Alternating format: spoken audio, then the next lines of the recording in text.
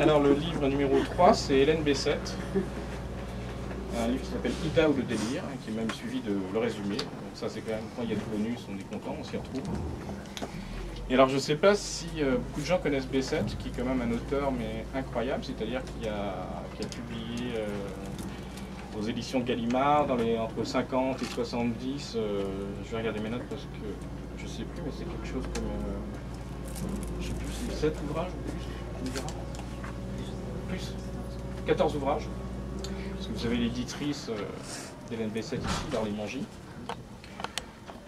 Un auteur que, bon, bah, en fait, très peu de gens connaissent, enfin en tout cas à l'époque, qui est soutenu, c'est par Queneau, c'est ça? Pas de bêtises. Qui frôle presque des grands prix littéraires, voilà. Pourtant dans les années 50-70 il y avait des choses, on va bien voir, et puis après c'est tombé dans l'oubli, c'est tombé dans les bacs des quais de la Seine, et puis grâce à Darly Mangy, c'est réédité, il y a eu plusieurs livres, etc.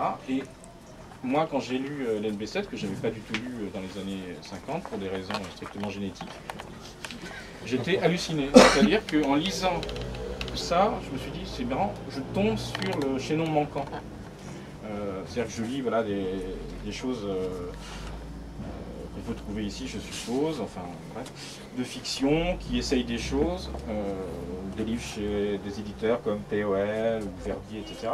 Des gens voilà, qui ont un rapport avec la narration où on essaye de ne pas juste s'asseoir. Et en lisant ça, je me dis, mais j'avais l'impression que tous ces gens l'avaient lu. Après enquête, il s'avère que non. En plus, tous ces gens n'ont pas lu. Donc ça, c'est ça la merveille de l'évolution darwinesque littéraire. C'est que, voilà, ça existait quand même. Et en fait, Hélène Bessette a fait dans ses livres des choses incroyables au niveau de la narration. Et qu'on retrouve après, c'est-à-dire comme s'il y avait quelque chose quand même qui se passait. Alors évidemment, il y a quand même des auteurs qui l'avaient lu. Il y a des gens qui en sont des fans inconditionnels.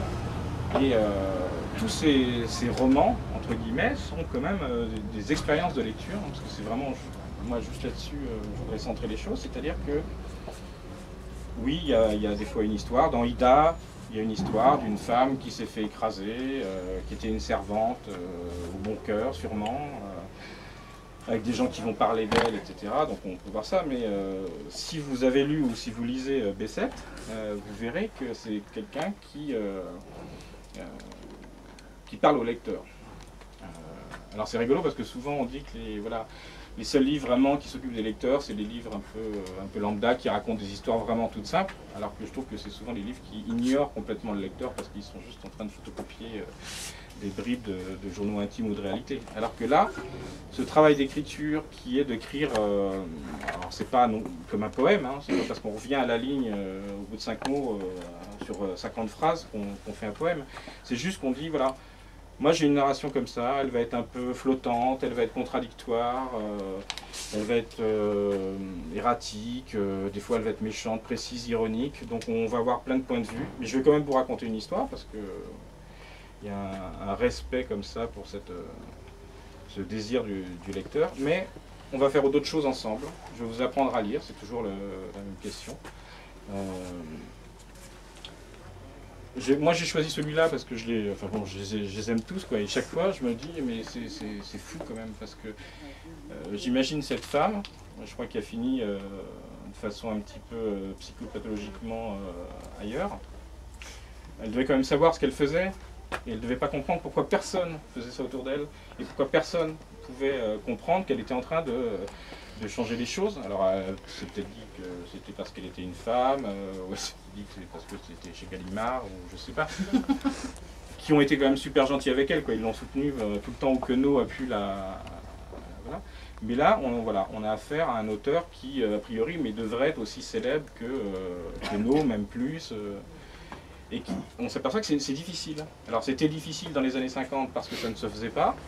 Est-ce que c'est difficile maintenant encore à la faire connaître parce que